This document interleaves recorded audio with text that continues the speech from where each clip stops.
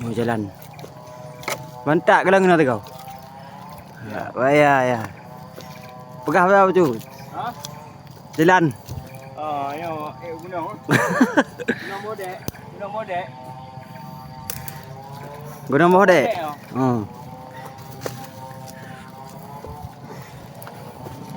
Banyak hari lah ni. Dah Dah tekek ke lah. Dia awak kon tapi tekek je am kami tu kena awak bodek dah pegah ni. Ni kau ni. Kalau. Dia awak kami tu, kami tu bodek.